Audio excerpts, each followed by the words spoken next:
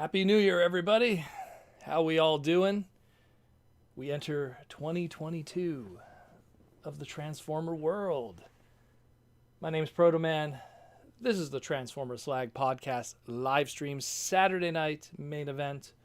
We're back at Saturdays again after taking a little bit of a week off for the holiday season. And we are going to do a few things today. We have a lot of news. A lot of news to cover, a lot of different things here and there. We have a little bit of a tribute at the end we want to do for Mr. Wyatt. We have a giveaway to do for the patrons and the YouTube members that have supported the podcast all throughout last year. This giveaway is for you guys. I saw that someone came into the chat and just wanted to get some free stuff and left. Those aren't the fans that I want. I want fans that are here for the love. So, let's jump into that, but let's go into some news first. We also have some stuff from Mikey and Louie that they sent to the P.O. box. We got some cool stuff to open up and everything. It's a loaded stream today, needless to say, so strap in, guys. We got the next 2 hours. Oh, and anyone's wondering, I got a little bit of haircut today. Strap in, guys. We got a busy one up ahead. So, first, let's talk about this Rise of the Beast stuff that recently just popped up. Now, I kind of broke it down individually and deeply. So if you really want to get knee-deep into what's going on here with the Rise of the Beast mainline, that's going to be delayed into probably May of 2023, the line itself. Check out that individual segment. So I'm just going to pop up this listing here. Essentially, we have a pretty good idea of what the main line will be for its first couple of waves. It's a lot of gimmick stuff. It's a lot of this and that. The only thing that's really that we could take away from it more than anything is the confirmation of specific characters. Obviously, much like the Bumblebee line that we got just a couple of years ago that existed parallel to Studio Series, it was also a gimmick line. It also featured characters that were not in the movie. So stuff like Crescent that's here, that's the rumored skunk character, supposedly. There's no guarantee that this individual will be in the movie, but it does, I get a feeling there's going to be filler Beast characters in this in this Rise of the Beast line. So that's pretty cool. At least we can look at it from that angle, Look at it from that angle in a lot of ways. Again, there's not much I really want to talk about this because we still don't have much information outside of just these listings and speculation at best. Primarily, we have combiners, probably going to be like the Crash combiners and the stuff that we got from Cyberverse Season 4 and everything. Power Alliance, who knows? Smash Changers, we shall see. Battle Changers. Beast Mode Bumblebee, supposedly rumored that it's going to be a tiger character for Bumblebee, from what they've said. So we shall see. All rumors right now. I don't want to hitch my wagon to any of this just yet until I get more information that is a little more visual and a little more credible. But let's go into the visual stuff, shall we? So we have all the store exclusive and store listings for 2022 of the Legacy line. And so we're going to go through all of that in painstaking form, in visual form as best that we can. A lot of these are digibashes or stand-ins to give you guys a visual idea if you are unfamiliar, but we'll try to make this as quick as possible and then get into the good stuff and the super chats for the rest of the night.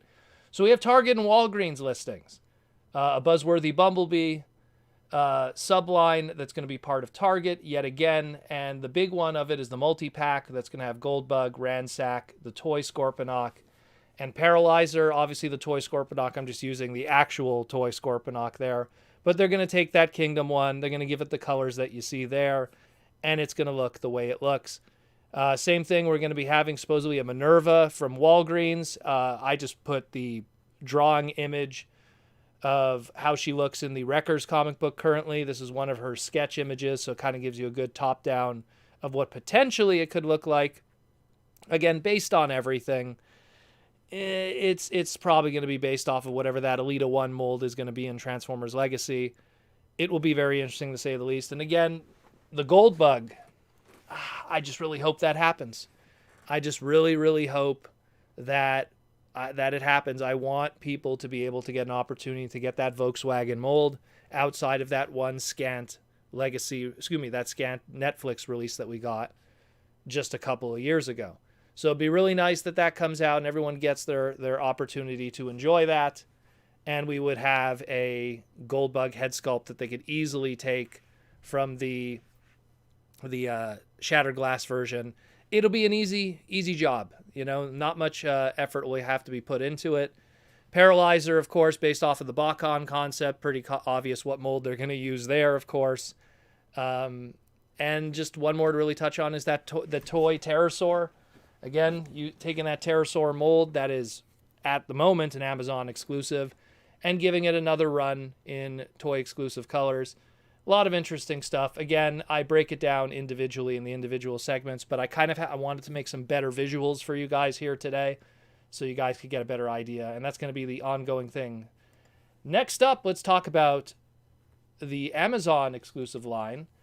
Amazon is going to have their next exclusive line after the Golden Disc collection. Amazon continuing the trend of having the Galactic Odyssey collection, Golden Disc collection, and now we're going to have the Transformers Wreckers collection, a offshoot of the Legacy line exclusive to Amazon. We talked about this, I want to say a few weeks ago, but the big addition to that we didn't know about was a Legacy Deluxe Class Fractal, again, using that pterosaur mold, making use of it. Again, it was an Amazon exclusive originally, that pterosaur mold. So doing the old BotCon colors, I believe it was 97, if I remember correctly. Yeah, it was BotCon 97 or 96. It's hard to remember. That came in the 2-pack with Pack Rat. So pretty cool if this will happen. It'll give people an opportunity to own this version of this character, because Lord knows owning the original would cost you easily 3 digits for a basic class Transformer in green. But not much to really talk about here. Again, we kind of went through it individually in the individual segment, talking about the Top Spin and Twin Twist being in the Saltman Z and Saltman X colors and all that craziness. A lot of cool stuff, though. Very excited about it. Hope to learn more. And that is that.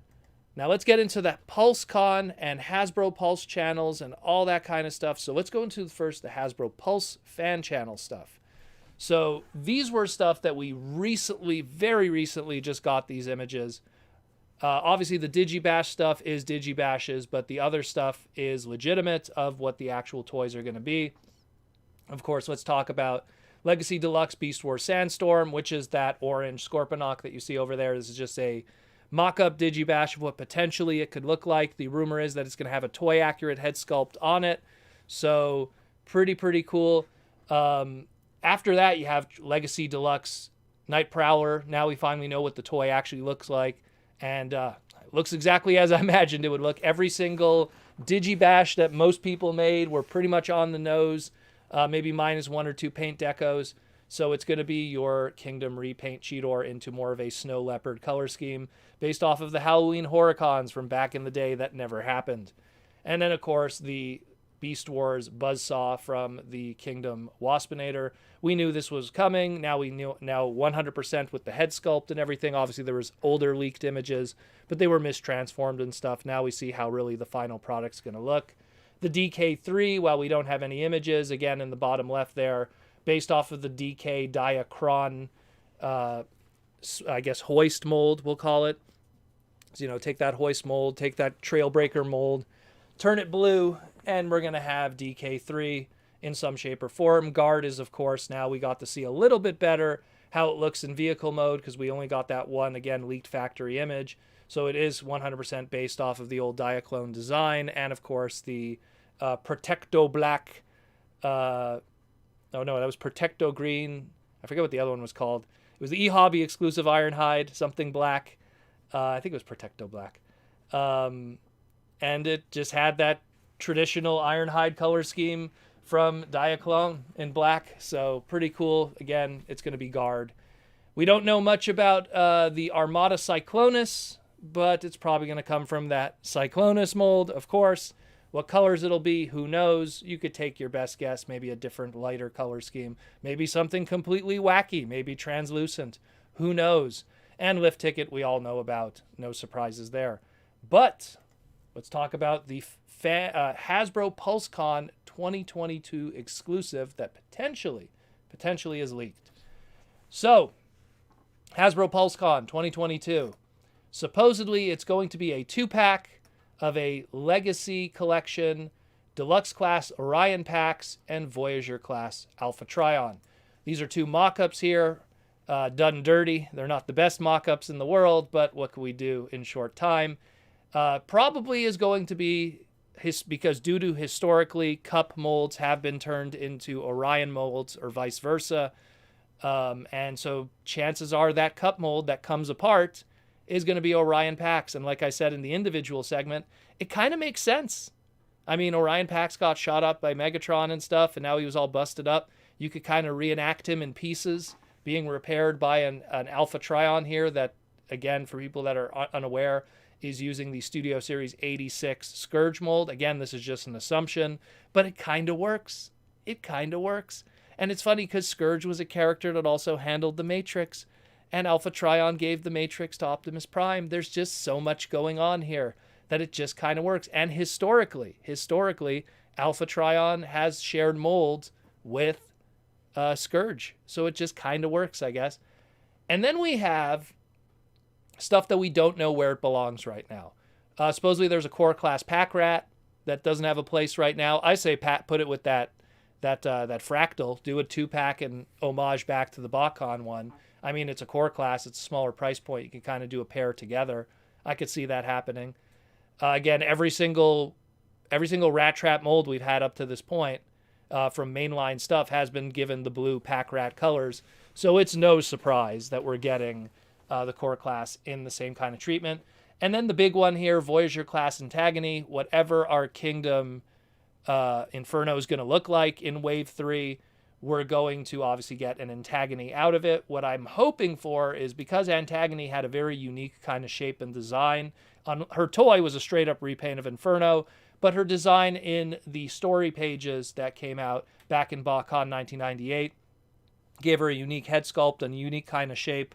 So pretty cool. I kind of hope that they do something unique, like just retool that Inferno mold like crazy and give us a really cool new female character. And again, another toy that easily is in the $400 to $500 range today, the original BotCon one. So they get a nice updated version that'll be even more true to her, I guess we'll call it story page depiction, would be absolutely fantastic and a great opportunity for people to own that character. And for people who don't get the joke, it's Ant and Agony.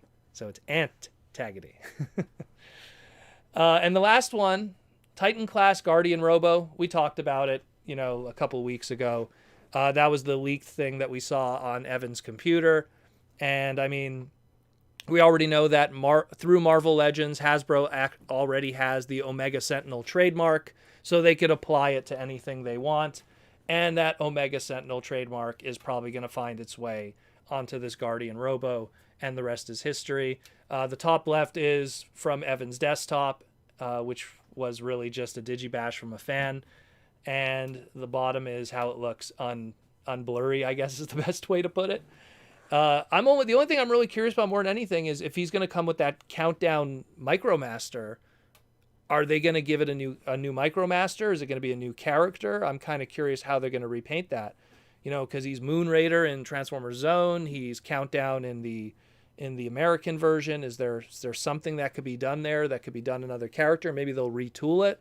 Who knows? Maybe there was something on the sprue to begin with, all the way back with Omega Supreme, that led to retooling. Maybe they planned that far ahead.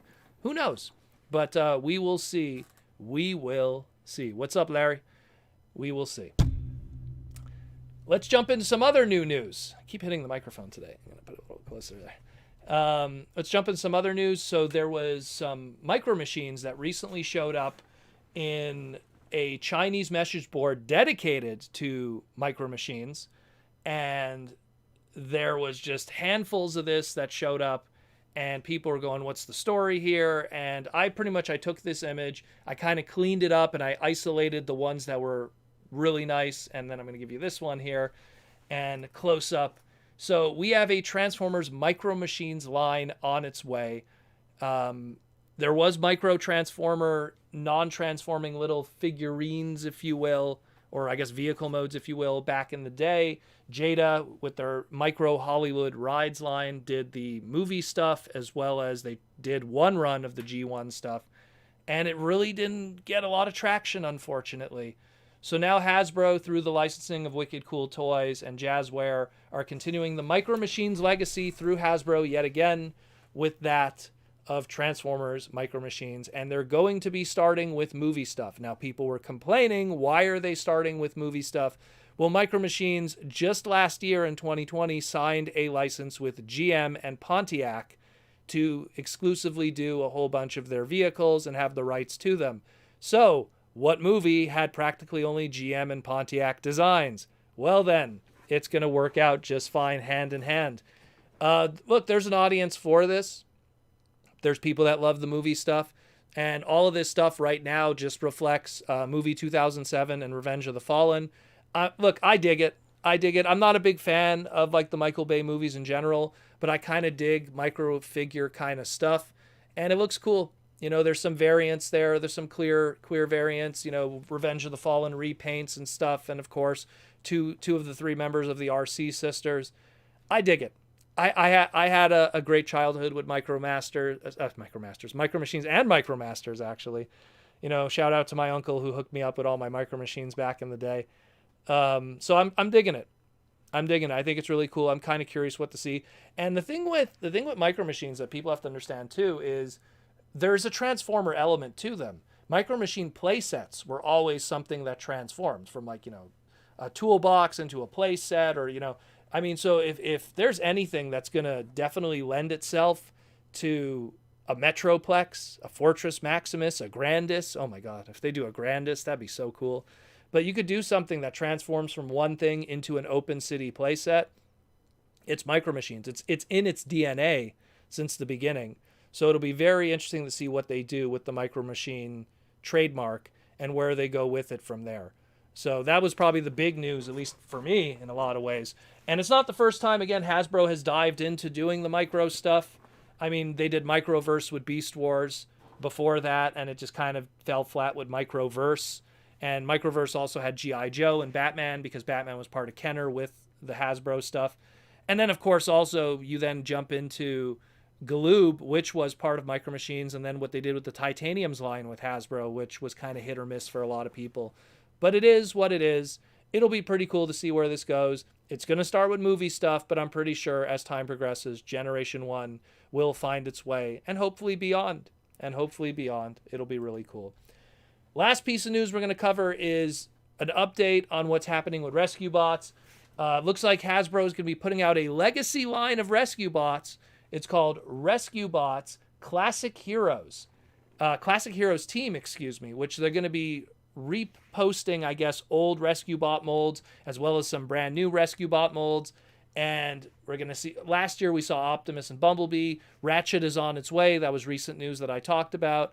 And of course, you know, there's new listings of supposedly a Classic Heroes Team Grimlock. Might just be a repack of the Rescue Bots Grimlock. And we might even see a Classics Hero Team Rescue Bots Optimus Primal. There has not been an 8 mold yet in Rescue Bots. There has been in the Go Go Go Bots line back in the day. There was a character called Beastbot, but no actual unique mold. So maybe Optimus Primal, who knows? But this Optimus Primal, dare I say, might just be the T-Rex Optimus Prime that we also saw in the Rescue Bots line when they were doing the dinosaur thing. So not to get people's hopes up too much, it's a possibility just from a trademark standpoint there. Also, we're going to be seeing Evergreen, Mini Racer, assortment stuff. Again, this is all the Play School stuff here.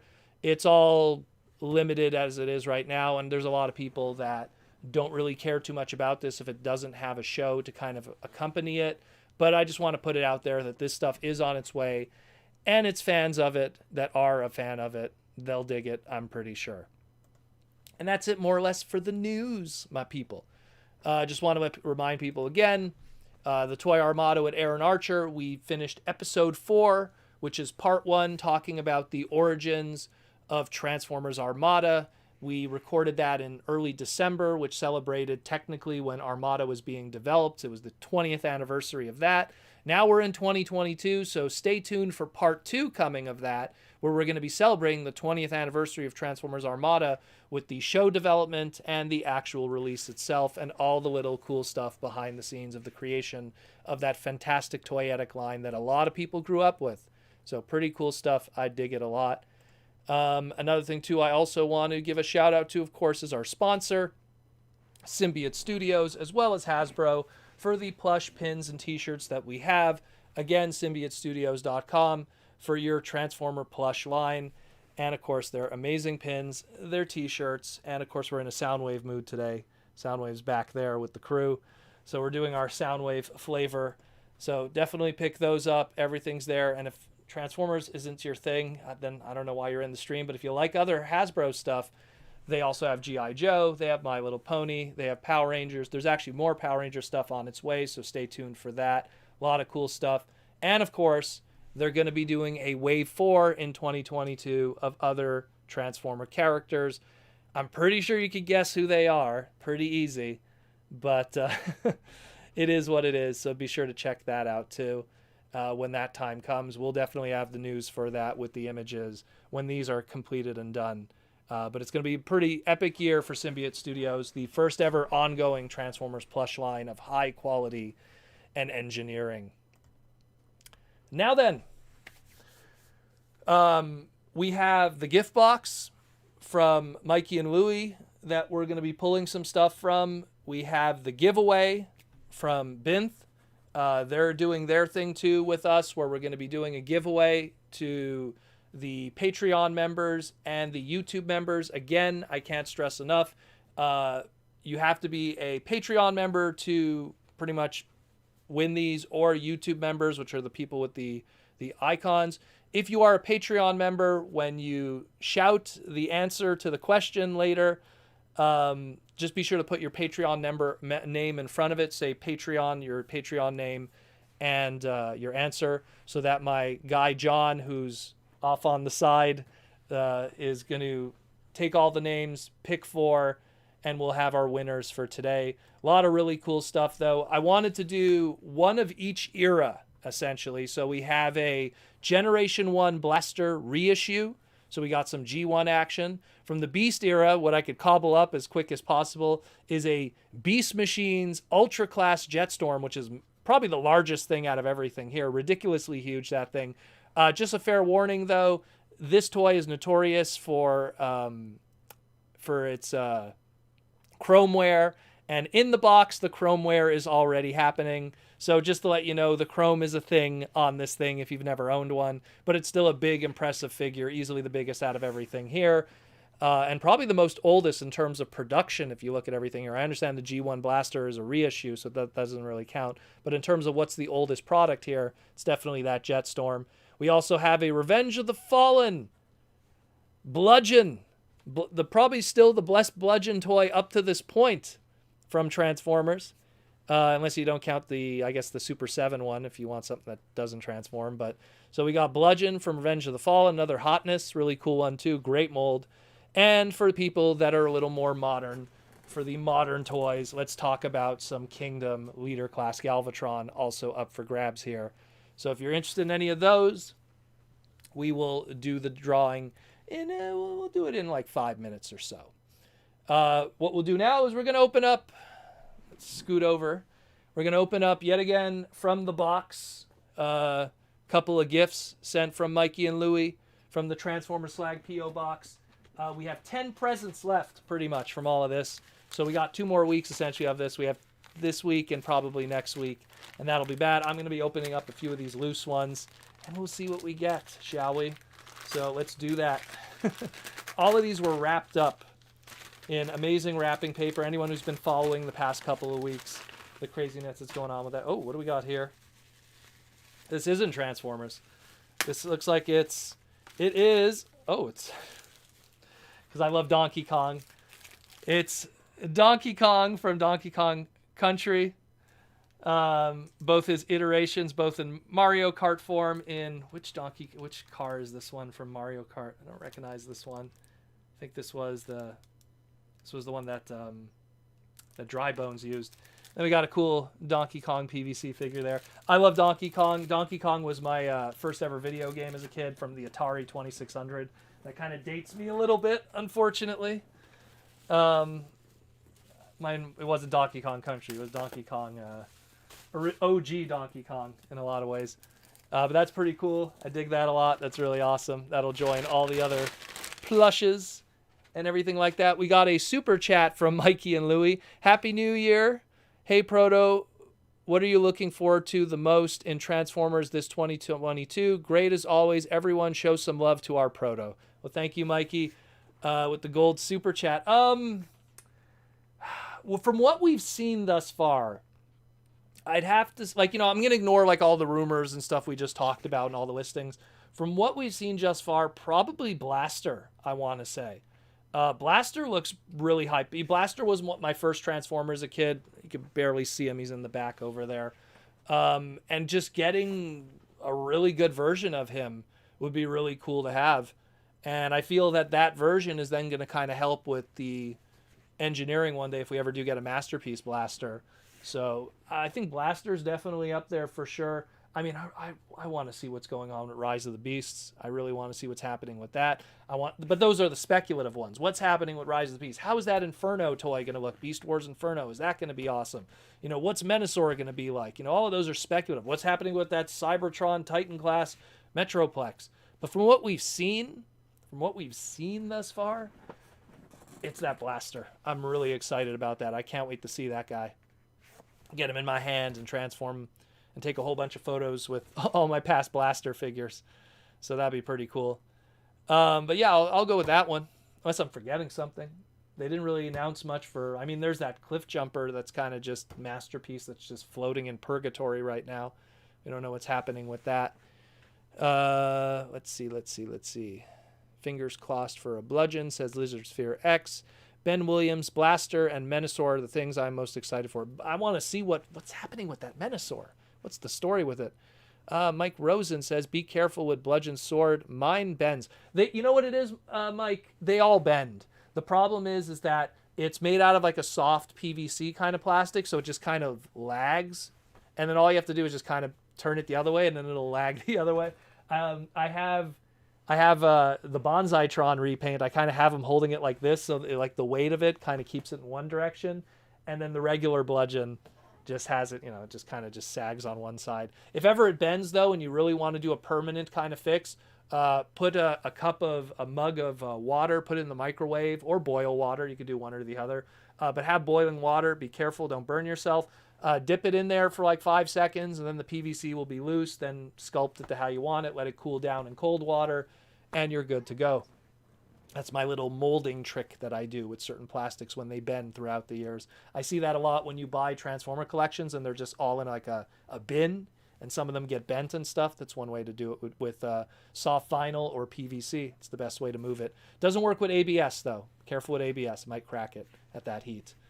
But yeah, so that was really cool. Let's jump into the next one. What should I grab here? Let me see. Let's grab this Spider-Man one. Oh, we got another super chat. James Hopkins with the super chat. I picked up a Blaster today at Target, and I haven't been able to put him down, transforming him back and forth. Then that makes me very happy to hear, James. I'm very excited about it. Again, Blaster was my first, so you always have this strong connection with your first Transformer toy, and I just always want to get Blaster figures. I think like the first time you got like a general modern interpretation was when they took, you could barely see it in the background there, Cybertron Soundwave, the toy line Cybertron Soundwave. They painted it in Blaster colors, and I remember buying that one and going, oh my god, like finally a Blaster toy. And it's a terrible Blaster toy because it's just a repaint of Cybertron Soundwave, which is that stealth bomber. But it was better than nothing, I remember getting that, was so hyped about it just because it was better than nothing. But we shall see. We shall see. Thank you for the super chat for the 5 bones. So let's open up this one, the Spider-Man one. What's in the Spider-Man one? I'm going to open it this way. That way I can kind of get to see it first before you guys see it. Okay, already. So we don't know what it's going to be because it's a Generation Selects box. So is the label here? Just want to make sure the label's here. is the label here. So we have Generation Selects. And I ripped the wrong side. All right, let's try this again. We have a Generation Selects. Oh! It's Cordon and Spin Out. Oh, wow. That is awesome. I don't have that one. The two Sunstreaker remolds. They're based off the Diaclone colors. That is super cool. Oh, nice. That is really cool. Oh, I have to do a photo shoot with these guys because I own one of the originals. Oh, that's going to be real cool. Thank you again, Mikey and Louie. I screwed up the reveal there. That's awesome. That is awesome. Awesome stuff. Blaster popped your cherry proto in more ways than one. Alrighty. Gonna make a mess here. Let's grab a smaller one. We're gonna do 5. Maybe I'll do 2 more later. So this is the third one. Again, the awesome Super Mario. I love it. I love it. Love it. Love it, love it. So we got, let's see. It is, oh! We got a Studio Series 86 cup. We were just talking about him. Brand new Studio Series 86 cup. Good old crotchy cup. That's awesome. In the face of the brand new cup coming. But who knows? We're going to see. You know, we already saw that the Cliff Jumper is going to have a different chest again. So maybe maybe the cup won't get the painted chest. That's awesome. Thank you so much, Mikey and Louie, for the cup. We'll do 2 more after. So let's do the giveaway. Enough stuff for me. Let's give some stuff to you guys. So let's do the giveaway. So we're going to do the giveaway. All right, let's pull this up. Get everything going.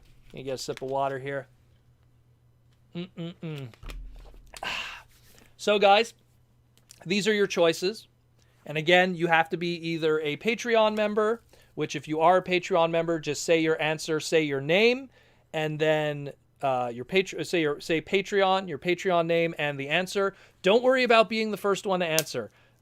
John is not collecting names of who's answering first. He's collecting all the names that are correct, and then he's going to just put them all in a hat. But you have to essentially be a Patreon member or a YouTube member. And YouTube members, don't worry about saying your name. You have your icon next to you. So that'll be that. Stephen Joyce just joined YouTube membership right now. Right now, he joined the Chosen One of Primus tier. Welcome back, Stephen Joyce. I believe you were part of the Minicon tier before that. So let's jump into that. So again, guys, you have a choice of one of each era. How it's going to work is John is going to pick 4 names out of random of those who answer. What's going to happen is there's going to be a 1, 2, 3, 4. I probably should get my... I'm going to get my pen and paper here because I have to write down those names afterwards. He's going to pick 1, 2, 3, 4. Person who's number 1 is going to get first pick. Person who's number 2 is going to get second pick. And unfortunately, the person at the end will have to get for free whatever they want. But in my opinion, when something is free, even last place is not a loser. So let's do that. So again, it's the same old question because I'm not doing anything original. Who were one of the Symbiote Studios Wave 4 characters? So again, I'll just I'll wait like a minute while you guys yell it out, and then we'll take it from there, shall we? So again, Patreon members and YouTube members only. Answer away. John will be messaging. I'm actually going to just message John right now on my phone just to make sure he's all set up good, and we'll take it from there. We will take it from there. A lot of good ones. You know, so again, oh, here they all come. Here they all come. All of them. All the craziness. Good stuff. Keep in mind, guys, if you want to contact me to let me know your address for the winners, I heavily suggest using either Twitter. If you are a Patreon member, just contact me through Patreon. That would probably be the easiest way. And again, you have 1 week to claim it. If you do not claim it, it goes back in. So that's another thing to keep in mind. So John's still writing down the names. John is still writing down the names. Johnny got the names. Okay, John's got at least a good chunk of them. Excellent stuff. We are good. We are good. We got all of them now. We got all of them now. So then, we will answer them after, let's do after maybe 2 more openings, shall we? That would be the best. But so these are the ones that we have at our disposal. So, sorry, I'm just texting John right now, making sure everything's okay. Alrighty.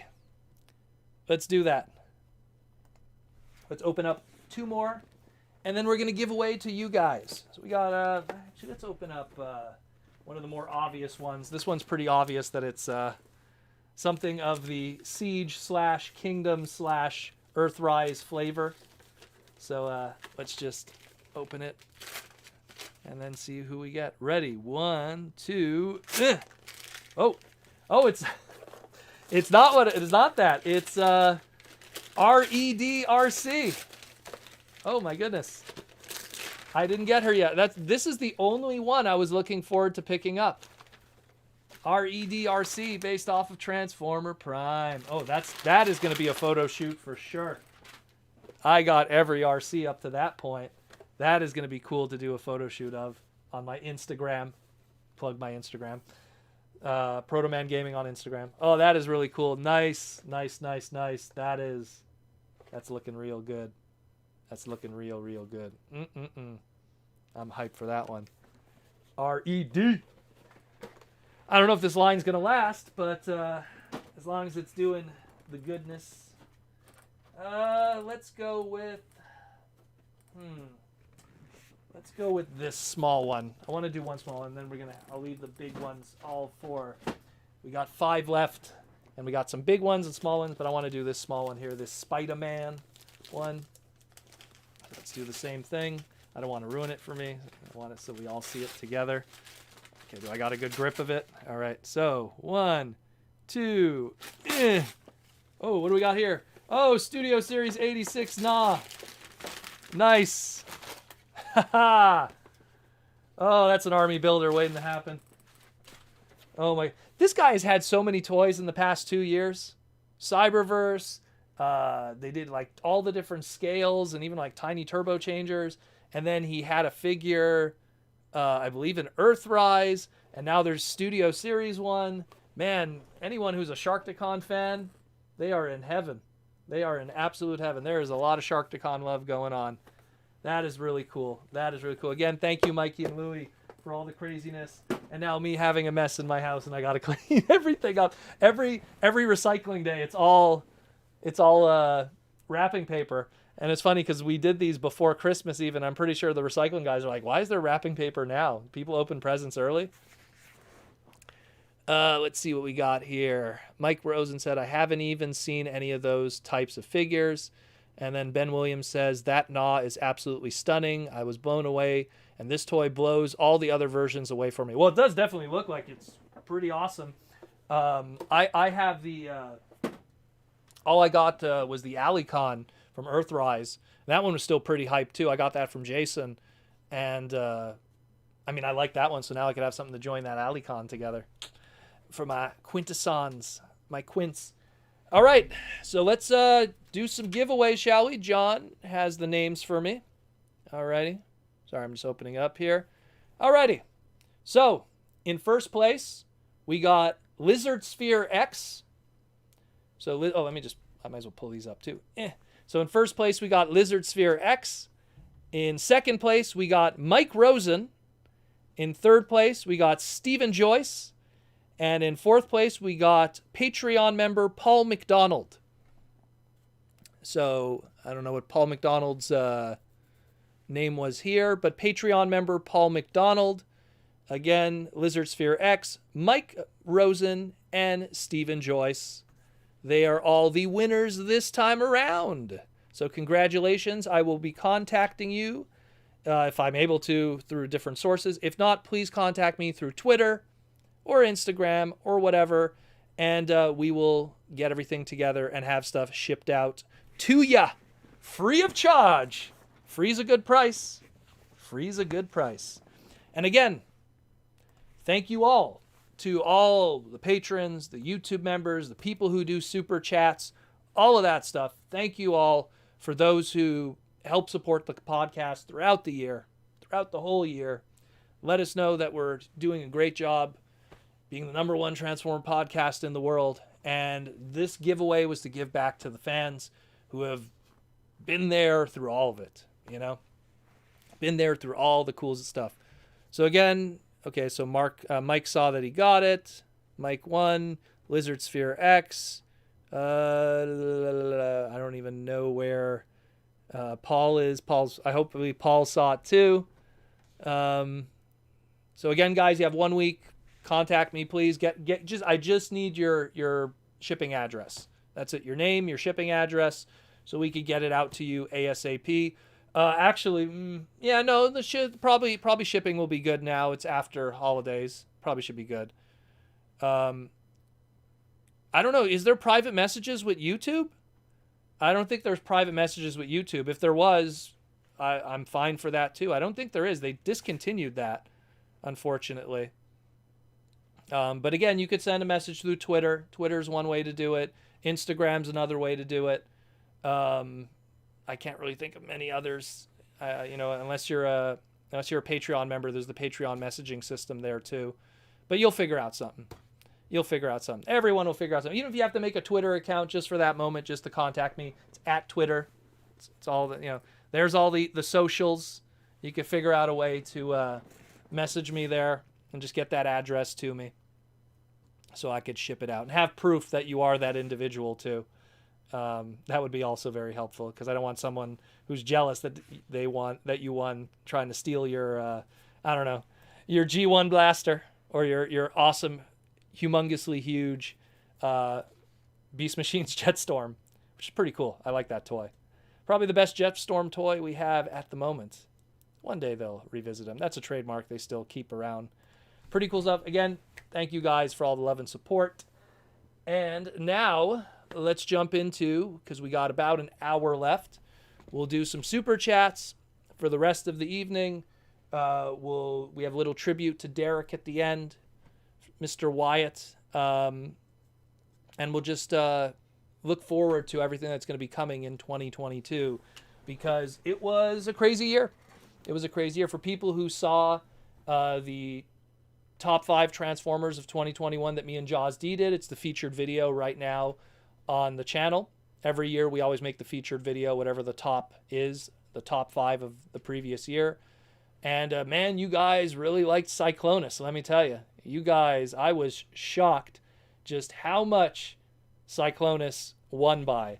Like, I didn't think Cyclonus was going to get, you have to understand, this guy was number 2.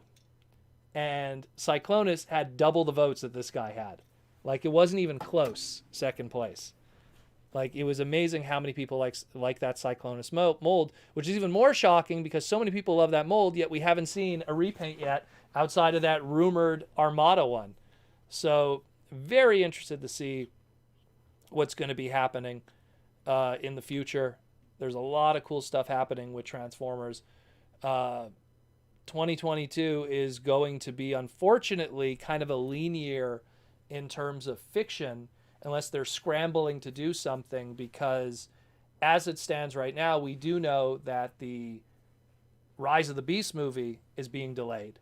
And because the Rise of the Beast movie is being delayed, so is the toy line. And we know we have a BotBot series. We know we have some other miscellaneous series.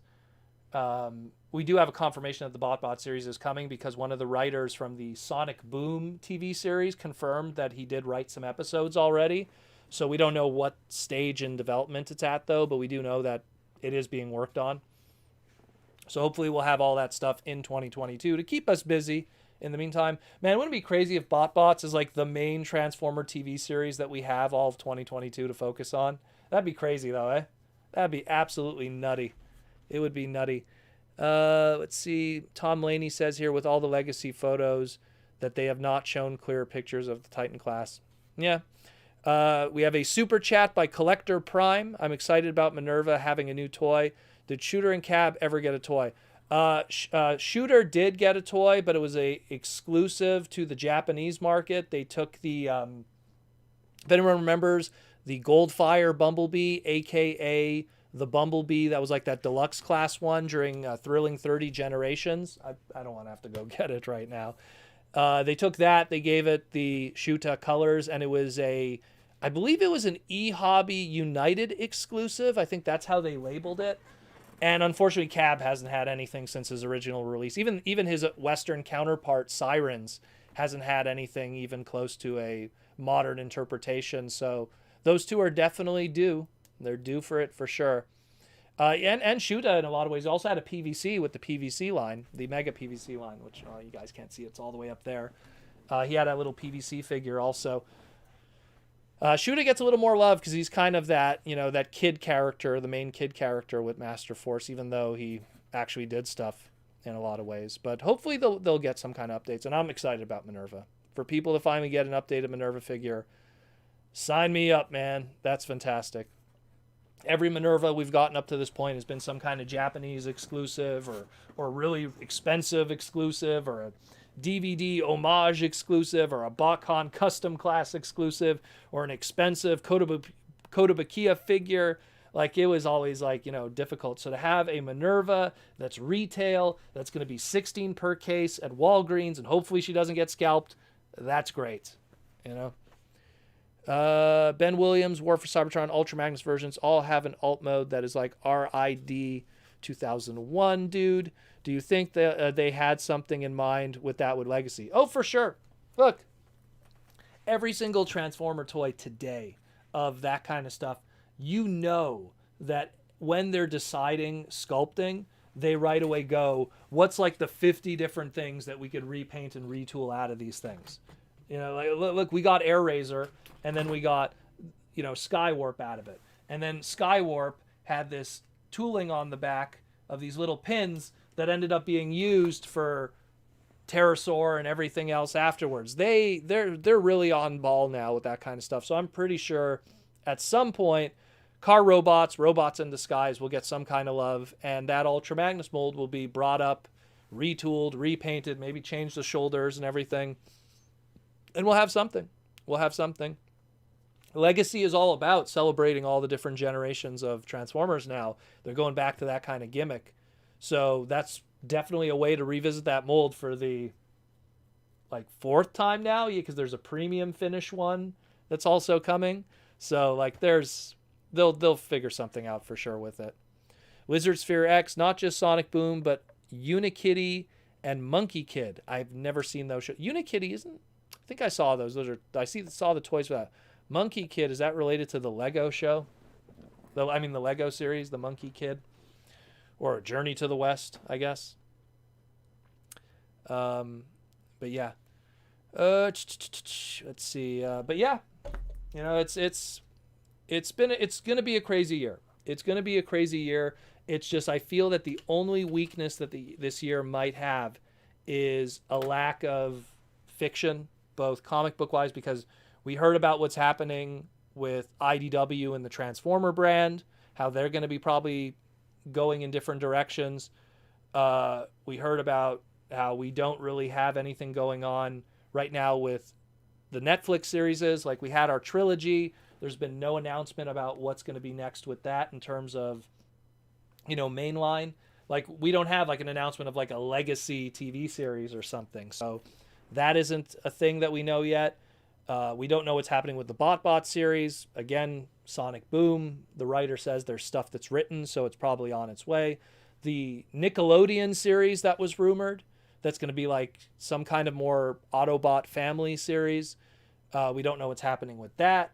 And then with the delay of the movie, which would have been the big summertime kind of thing, where we'd have the movie come in, let's say July, and then engulf the month before and afterwards in terms of influence. None of that. Stinkfist69, has anyone watched Netflix show The Toys That Made Us? They had one with Transformers, and it's great. Yeah, it was pretty good. You know what sucks about that, though? They recorded it in the West Coast, and I couldn't be on it. If they would have recorded it in the East Coast, I could have been on that show. That's what sucked about that, because when it was in development, they were doing a call out to a lot of different Transformer people to have on the show. But now watching it, it probably would have been me for like 5 seconds going like, so Transformers came out in 1984 and it exploded. And that would have been like my only clip. And they would have had like the back of my room or something. And then that would have been it.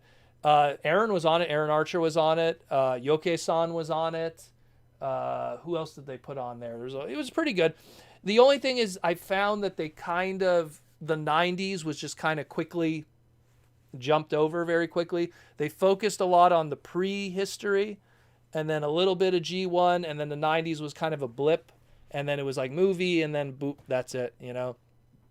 So, but again, there's only so much they could do in that short period of time with those episodes, but they're pretty good. I like that show, especially when it's stuff that I don't know, like watching the My Little Pony one, or, you know, the Barbie ones and stuff like that. You know, I learned stuff from that one. Even He-Man, I'm not like, you know, super in the know of He-Man. I'm pretty sure there's He-Man fans that are like, oh, it wasn't any good. You know, it could have been better. But it still was pretty cool. The wrestling one was fantastic. As someone who's a big wrestling fan, and look, literally on my desk here, you know, wrestling action figure collector myself of specific guys, that was a fantastic segment, talking about the LJN figures and the early stuff with the AWA. Really good. Really, really, really, really good. Great show. Great show. I can't recommend it enough. It's not perfect. You know, there's always going to be something missing. There's only so much you could fit in that format, but a perfect show otherwise. I really like it a lot. Soup99 with the super chat for the 5 bones. Thank you, Soup99. Yo Proto, Happy New Year. Happy New Year to you too, Soup99. Is there anything you're looking forward to or hoping will come out this year? Personally, I'm hoping for a new Lockdown. What would I like to see? What hasn't been done? Well, with Legacy, it looks like they're really going all the different kinds of continuities. So let's go into like weird Japanese stuff. Like I always say, you know, I want Master Force stuff. I love those Master Force characters. So give me Road King. You know, I always said, I want Road King. I want Nitro Convoy. There's rumors that we're getting an Override. Assuming that it's Cybertron Override, I'm kind of getting a Nitro Convoy. So give me Road King. Road King, which was Slapdash, the Power Master, Road King, the God Master. Give me an updated Road King. That'd be cool. Call him, if you have to call him Leadfoot, I don't care. Call him Leadfoot. Give whatever trademarks are available. They have to attach to it to make sense of it. You know, fine. But give me an updated Road King. That's like the pipe dream one. Of a more realistic one, I don't know, take that Blaster and do twin cast in blue. That'd be really cool. I love that color scheme on Blaster. The blue with the yellow face. Always awesome. Always awesome stuff. I'll go with that. You want Lockdown, though. But do you want animated Lockdown? Do you want movie Lockdown? Do you want some kind of other iteration of Lockdown? Like kind of that weird, you know, like Generations verse Lockdown. That's kind of a weird aesthetic. Because that means you want animated stuff. And I don't know if we're going to see animated, which kind of sucks. But I don't know. Trevor Stasic with the 5 bone super chat. What's up, Trevor? Don't have any questions. Just want to say Happy New Year to everyone and say thank you to Proto for all he does for the fandom. Thank you, Trevor, for all that you do. Being a supporter of the podcast and writing really good stuff too on Linksith. Awesome stuff. Thank you again for the super chat, my man. Ben Williams, massive brony. Well, what was the question of bronies? Oh, if I'm a brony? You know what? Funny story. There's a YouTube video on Vangelis's channel. I forget which it was. I think it's Action Figure Expo 2012. It's an old video, or maybe 2013. I got a My Little Pony vintage collection. I fell into one. And I had a whole bunch of vintage 1986, 1987 My Little Ponies. I had to research them. You know, I had to educate myself on ponies. So I have quite an extensive knowledge of vintage ponies. I don't really know much about the friendship is magic thing. Anything that I know that's friendship is magic that crosses over is completely coincidental. You know, like, oh, there's an Applejack Vintage, there's an Applejack New, you know, and they call it Generation 1 and everything. But I know ponies because of that. And I remember a funny story was I worked on a BotCon exclusive, which was the golden ticket figure. And it was going to be a clear repaint of the reflector mold. And we were like, oh, well, we need to use a trademark for it. And it's a clear reflector mold. And like, I was going to write a story where it's like, okay, it's part of the photons and it's an army building unit and blah, blah, blah. And they can make copies of each other. And that's why there's so many reflector units in the first couple of episodes of More Meets the Eye Parts 1, because they were all animation errors to kind of fill out the rank. So I kind of wrote this whole story for the tech spec, and we had to use a trademark name, something that was licensed and registered with Hasbro. And so you go through all the trademarks that are available, and these are all the brands. You don't know. They could be coming from G.I. Joe. They could be coming from Nerf. They could come from everywhere. And I saw Flash Century. And I was like, oh, okay, camera, flash, perfect, right? Boom, done, put it out there, that's it. I think a year later, a brony came up to me because they had heard that I was the one that wrote the bio for the character. And they were like, oh, I didn't know you were a brony fan. Thank you for the My Little Pony homage. And I was like, what? I didn't know that Flash Century was actually a Friendship is Magic trademark. And it was a character from My Little Pony. So just weird story with that. Weird story. But that's literally how it happens sometimes. When you have to make original characters, sometimes Hasbro just goes like, hey, here's all the trademarks. We haven't used Bone Crusher in a while. We haven't used, I don't know, Storm Jet, you know, or whatever. Or even some of the stuff from G.I. Joe. You know, we haven't used Law and Order, you know. Although that'd be kind of weird for a Transformer name, but it happens. We have a super chat from Cringe McCringle. How you doing, Cringe? Hey, Proto. Just got animated Lugnut and the Dinobots. All of them. All three. I'm going to complete the line in honor of Derrick Wyatt. Rest in peace to a legend. Yeah, he is a legend indeed. The Dinobots were, I believe there was only 3, right? Because I'm looking at the whole line right now. You had Grimlock. You had, I guess they called him Slug. Slug and Swoop. It's true, they never did the others. It's such a shame. Well, you know what? The one good thing with animated is it is the shortest main line that ever existed. Like, when I look at, like, Cybertron, like, you know, Armada's here. Energon ends here. Cybertron ends here. You can even still see some of the Cybertron figures. Animated is like, it's a very short line, and that's even like complete, you know, getting some of the other Western items like the battle bumpin' battlers or whatever they were called there, you know, like they had all the little gimmicky stuff. It's a very short line. Only when you dive into the Japanese stuff does it get a little more pricey and everything, but otherwise it's a pretty easy line to collect. And of course the BotCon exclusives, that's also a little of a headache in terms of pricing, but I mean it's a great line. It's a great, and I still, you know, Ken Christensen, who was one of the designers on it, and Marcelo and all those guys, a lot of the stuff that was put into that animated engineering found its way into Masterpiece. Like those interesting twists and turns were born in animated and then evolved into what is used in Masterpiece today. So animated is so important to Transformers that people don't realize, and it's such a shame that I find that it could have had a longer run and it didn't. And Derrick never got to see his vision really continue. Because I firmly believe, you know, it's like Seinfeld. It's like it ended while it was high, and people would have easily wanted to watch more. You know, people would have easily wanted to watch more. And it's so not like Hasbro to just like ride something until it's dead and then do the next thing. So, but they wanted Transformers Prime. They really wanted to do a movie aesthetic line like Transformers Prime. So, and bring in those movie writers and bring in the movie voice actors. So that's Prime for you. MMA Panda with the super chat for the 5 bones. MMA Panda, that's definitely a Tekken reference. Hey Proto, wonder if there was talk of making Studio Series 86 Insecticons or Combiners. Would be cool. Well, we're getting Bombshell through Legacy, so that's pretty much a Studio Series 86, not Bombshell, Kickback, excuse me. that's pretty much a Studio Series 86 kickback. You know, it's pretty much a given that we're going to see those guys. Who knows? Maybe they'll do like, you know, kind of like where Kingdom and Studio Series were side by side.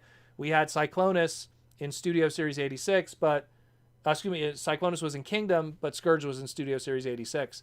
So maybe in the case of the Insecticons here, we have Kickback and Legacy, but maybe Bombshell or Scrapnel, as they'll call them, but Shrapnel. Scrapnel was the trademark they use right now.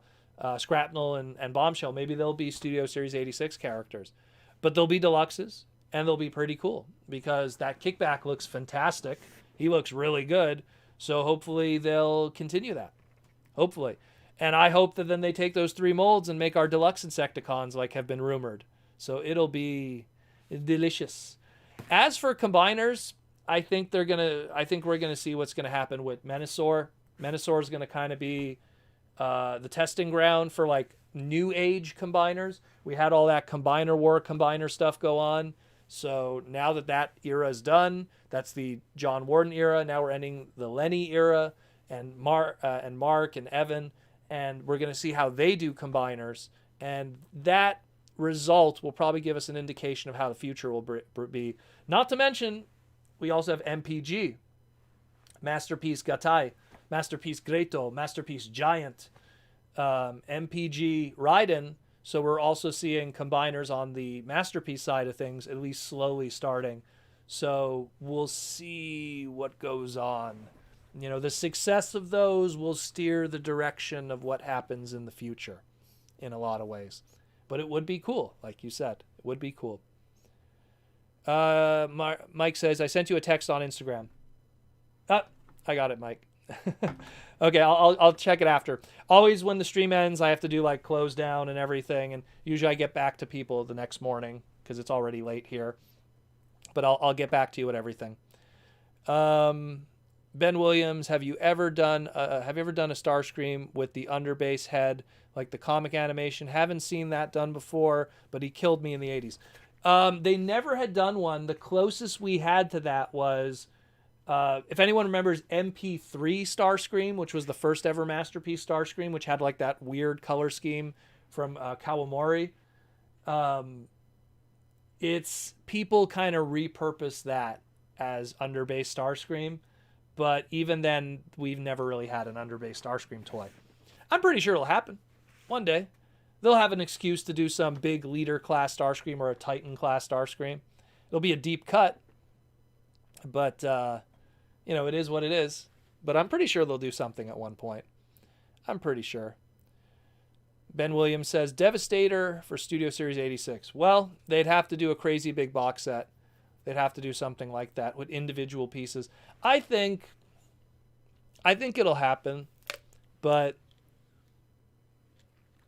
at the same time, I really feel that it's going to take a couple years, primarily because we just had Studio Series Bay movie Devastator, Revenge of the Fallen, and all those trademarks got used. So Hasbro's not going to be in a rush right away to put out another Devastator when they know they could wait 4 years, wait for that trademark to roll over, and then they could put it out and then save themselves another 4 years. That's kind of the sad thing, unfortunately. Will we get one? Of course we will. At some point, everything is going to happen. At some point, I'm going to get that Botanica figure that I've been waiting years for to happen. But it's just a matter of when. Could be today, could be tomorrow, could be 5 years from now, unfortunately. Mark says you just subbed my Instagram. Thank you, Mark, for subbing. Hey, you're going to love it. I put a lot of crazy stuff on my Instagram. It's a nice bunch of little photos on there. I don't post every day, but I post every other day or so. I try to put some nice stuff. And now that Mikey and Louie sent me some cool stuff, I think I'm going to take some nice photos. Those bots is photography gold. It's so easy. We got a gold super chat from Quick Randy. Quick Randy with the gold super chat. Thank you for that. I'm going to miss Mr. Wyatt. I feel he was underrated and was definitely one of the few guys that worked on a project he genuinely loved. And yet, his shows keep getting cut short for some reason or another. Well, Teen Titans they just planned only that runtime and the movie, Teen Titans in Tokyo. But the success of Teen Titans continued in spirit through Teen Titans Go, even though Derrick has nothing to do with it.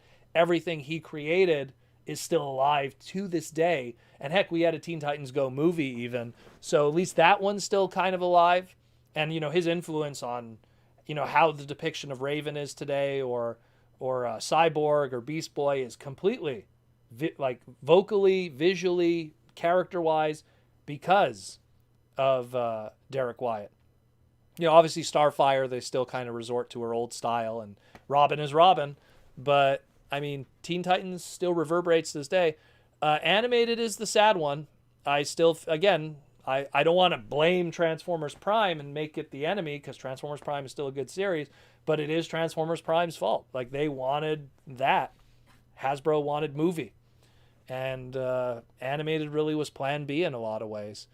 And, some of the other ones he worked on, again, contractual, Ben 10, Scooby-Doo. You do your run of the series and that's it. And then unless it's gangbusters success, they usually just kind of move on to the next thing afterwards. So can't be helped. Lizard Sphere X says, and all that Rule 34. Welcome to the internet. There's going to be a lot of that. There's going to be a lot of that. Detective Ferret with the 5-bone super chat question. Thank you, Detective Ferret. Sorry I'm late. How would they do a Studio Series 86 Megatron? They wouldn't. That's the problem. That is the problem more than anything. Is Aaron Archer talked about it when they did that little micro, they did a Legend scale gun Megatron. And that one, which is literally this small, they still had to put an orange tip on it. And even then they had problems, because around that time, which was around 2011, 2012, they started making guns that were that small, that could shoot a bullet. And it's, oh my God, it's just getting crazy. I don't think we'll ever see in the Western world a proper Studio Series 86 gun Megatron. They could potentially make it a Takara exclusive. They could do that, and then people will just have to buy that one, much like how we had that Nerf gun Classics Megatron, and when it existed in the Japanese market, they gave it the gun metal color scheme. So it's something where Hasbro would have to put the time and energy into making a gun Megatron, but would they want to do the tooling and the time and the energy to not be able to release it in the Western market? Just make it solely a Japanese release. That would suck. We'd still all be able to get it. We'd just import it. We'd import it through different websites and different stores and everything. But it still would suck for it not be able to do it in retail. And then they'd have to milk it. They'd have to do black repaints, megaplex repaints, everything. Clear purple formatting repaint, just to recoup the cost. So 4 repaints, all in the Japanese market. It's not Masterpiece. It's something where something like that would fit on the legacy shelves. But the gun laws are just going to eat it alive. Just look at everything Nerf is. Nerf has so much problems.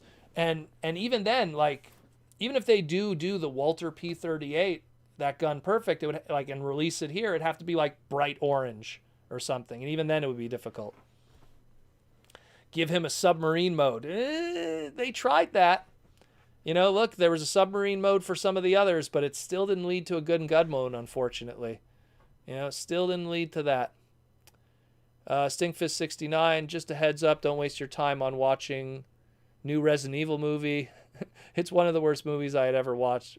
Really was. It was a waste of my life. I only saw the first one, so.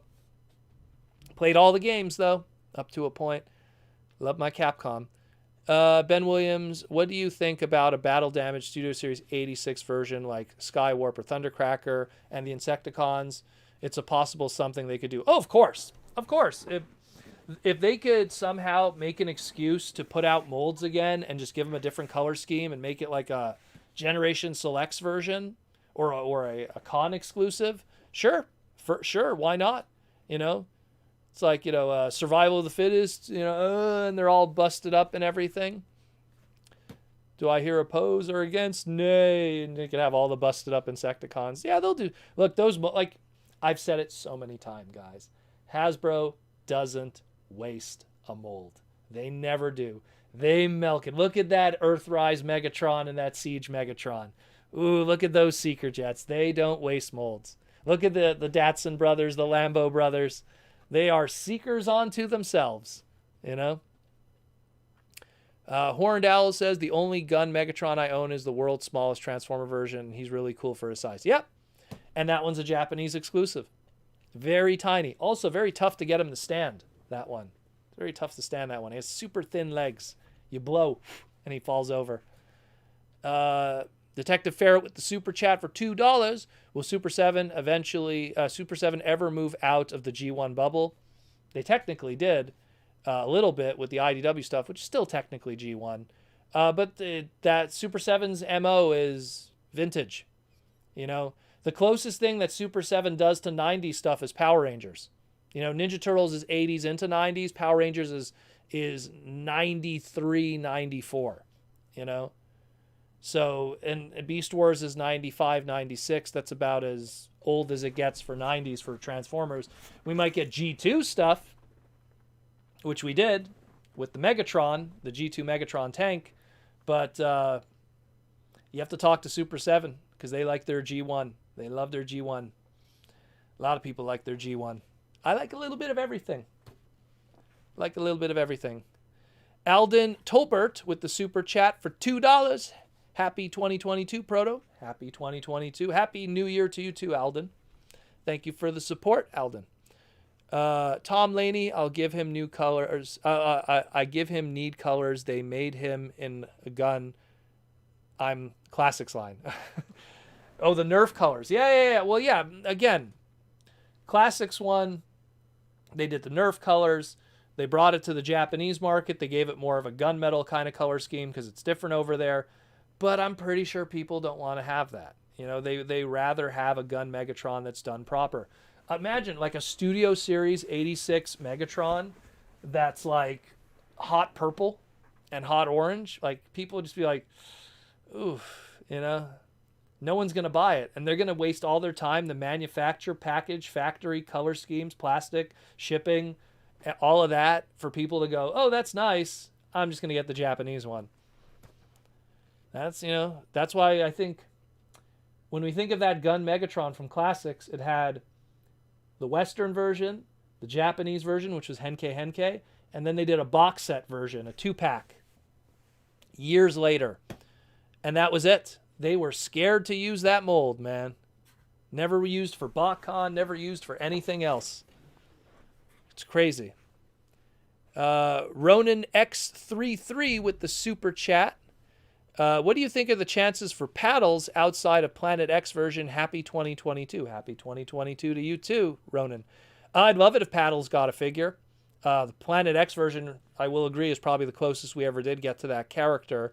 I'd like to believe...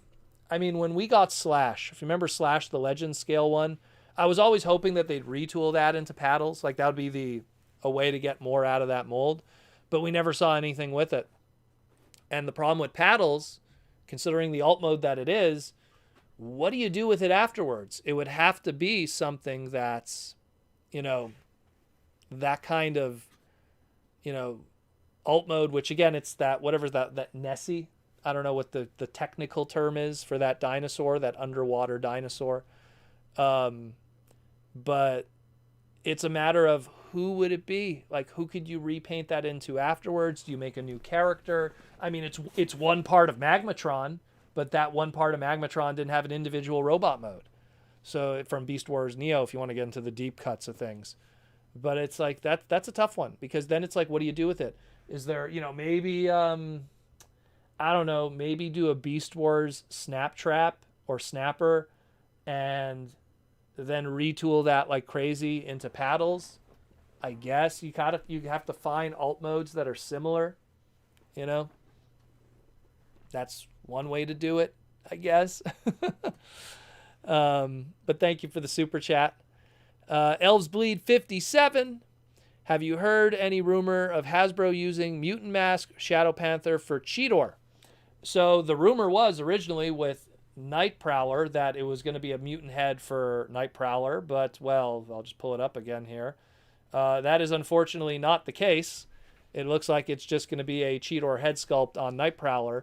So unless they do another repaint of Cheetor and find a way to excuse that head onto it, which we don't have any rumors of anything yet, Nightprowler is the next repaint of Cheetor on its way. Nothing yet, to our knowledge. But who knows? Who knows? Maybe they'll do something. Doing a new head sculpt, though, it requires it being on the sprue in the model factory. And no word of that, unfortunately. Andy Davis, I'm late, but I made it. Crazy storm here tonight in Tennessee. Ooh, Andy, be careful. Be careful. I had to deal with a storm not too long ago also, and lost the chat. Lost everything completely. Fairlady says a Brontosaurus. Yeah, it's true. It's true. If you take Sludge, I guess, and give it fins, I guess. Yeah. I guess so. Paddles was a lot smaller, though, and Sludge is a lot bigger than some of the other Dinobots. That's why, like, when we got that Slash figure, that little Velociraptor female Dinobot member, I was like, oh, are they going to do paddles with that too? And just nothing ever came of it, unfortunately. They just kind of did the Cindersaur repaint, and that's it, really, at the end of the day, which is a great toy, too. I posted that on my Instagram. Got that from Mikey and Louie also. Detective Ferret for 5 bones. How many Studio Series 86 characters are left to be made? Oh, plenty. Plenty. You kidding me? Like, just where's Studio Series 86 Astro Train? Where's Studio Series 86 Blitzwing? Where's Studio Series 86? I'm trying to go to the deeper, like, didn't expect it. All the cone heads. You know, anyone who's been in the movie is fair game at this point. When you really think about it, you know, there's plenty. But yeah, I'm pretty sure there's plenty. Look, we got a Commander class Rodimus, but we never got a Studio Series 86 Rodimus, so they still got to do that. Maybe they'll make an excuse for Cyclonus too. Give Cyclonus a different color scheme of the same Kingdom mold, release it as Studio Series. They'll figure out something. They will. Never waste a mold. Mark Rosen, it's 0 outside where I live with minus 30 below wind chill. Oof. You have fun starting your car tomorrow morning, my friend. I know that one. Everyone's wishing you good luck. That's crazy. I don't know, how is it right now in good old Canada? Right now in Canada, we are, let's see, it wasn't too bad today because I was out there before. I had to just shovel some snow. Let's see, it's my phone takes forever. It is right now +1 and snowing. So, yeah, nice little snowing. We have not much going on in Canada right now. Where are we at here? Titan Studio Series 86 Titan class Devastator. They might just reissue the Devastator at that point, the original one. Oh, I missed some here. Substinkfist, up Tom. Happy New Year, says Andy. Ben Williams, I watched the video of Christina heckling in Beast Wars video game TFCon. Your hair looked remarkably full and luscious. Christina seemed very distraught. Well, that video was 11 years ago. So, 2010 Proto Man was a much better looking man. But it's 11 years will do a lot to a dude. I had just started working as a mechanic around that time also. So maybe that's connected. Andy Davis, thanks, Lizard Sphere X. Let's see what else we got. Man, I have to move everything. I'm gonna probably take everything out of the box for the for everything else. How much time we got left? Ooh, we got only half an hour left. Man, we flew today. We got a lot of stuff.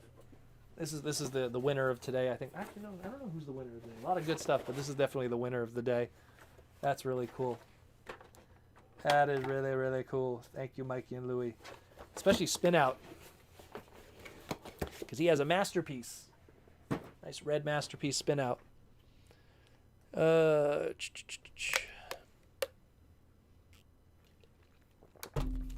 But, actually, you know what? Let me just make sure of some stuff, too, while I'm at it.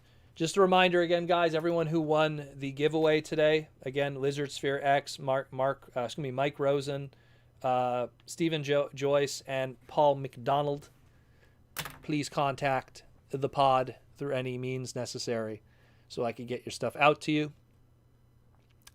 Where are we at here? Ben Williams, which female TF would you take on a first date and why? I'll take the human-based ones. So, someone like Minerva or something. Although Minerva, I think she's underage, so maybe not. Transformers Victory Minerva. How about that one? Because she was going to be 18 in that one. I don't know. RC, I guess. She seems nice. Too many different versions of Windblade. I guess Cyberverse Windblade seems nice. RC seems nice. She seems like a nice gal. Definitely not Black Arachnia. Black Arachnia, while she's a great character, great figure, not my kind of girl. I don't know. Strong Arm. Strong Arm's pretty cool too.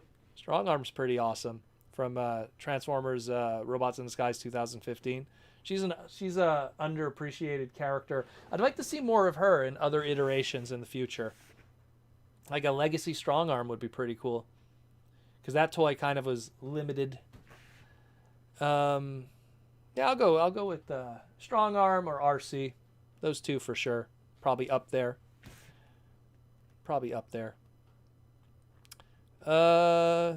Mike Rosen, I'm going to crack open a Labatt Blue in celebration of my win. Someone is very Canadian.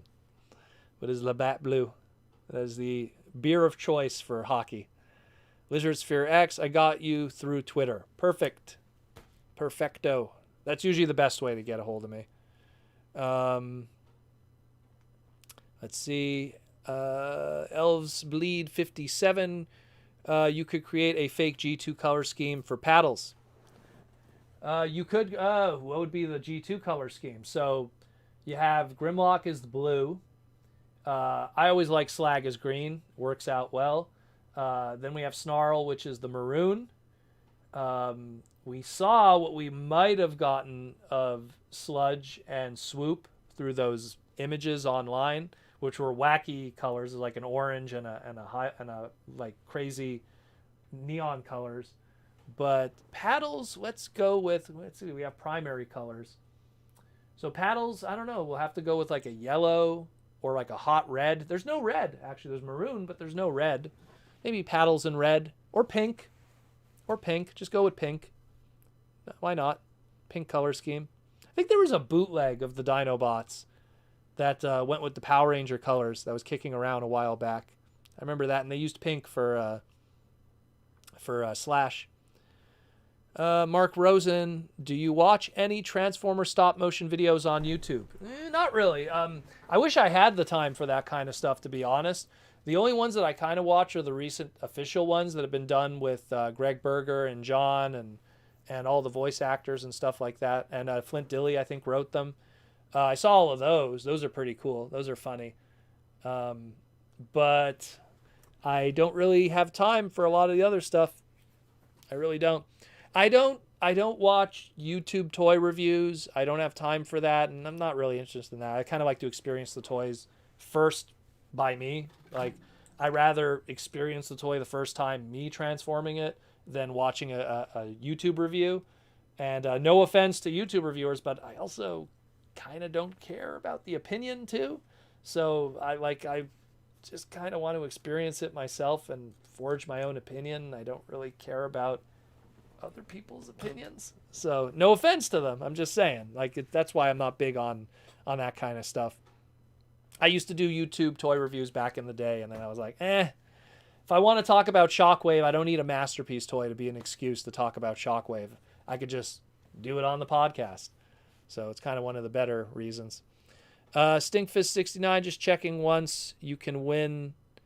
You could win again. I noticed that it's been different winners each week. Yeah, well, John, I think what he's doing is, what he did was, if I remember correctly, I told him, like, people who won last time, don't pick them.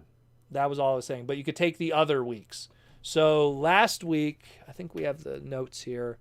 Last week was Michael Koo, Christopher Quinn, Orlando Chavez, and Dark Twilight were last week. So those people couldn't win. Those ones were not going to be on the list. But everyone else, which was Star Max, Princeton, Joey, Tom Laney, and Downright Superb, Horned Owl, Stinkfist, and Ben Williams could have won, potentially. But it's all up to John. He puts the names in a randomizer and just picks them. I guess he just wants to mix it up, give everyone a chance to get some cool stuff. Again, it's for the best. I want to give back to you guys as a thank you. Little something, something, a little holiday present. Ben Williams, you have made me stop motion reviews before I get a toy now. I haven't watched one in ages since coming to the podcast. Well, I mean, look, this is just my own personal opinion. I like the kind of content that I enjoy consuming on the internet is podcasts. I love podcasts. When I wake up in the morning, I have breakfast, have a banana sandwich or eggs or whatever. That's my diet. It's very high potassium protein diet kind of stuff. I like to listen to a podcast in the background. I don't have to look at something. I could just listen to it. And I like that, I could be like, looking out the window, having my milk in the morning, listening to a podcast, looking at the squirrels or something. It's nice and serene. When I go to work, my job, working as a mechanic, I cannot be staring at something else. So I put a podcast, long form podcasts, Something to Wrestle with Bruce Pritchard, a lot of wrestling stuff. I apologize. A lot of wrestling podcasts. Sometimes the odd Joe Rogan if he gets a really good guest that's scientific or something, or like a UFC guy or a wrestling guy. That's a good 2 hours for me right there. I love podcasts. Toy reviews, historical stuff. I think the only educational video stuff that I watch is The Game Historian. I love him. Love him to death. He's a credit. Amazing dude. If you love video game stuff and you want deep cerebral stuff about video game history, that's an amazing dude.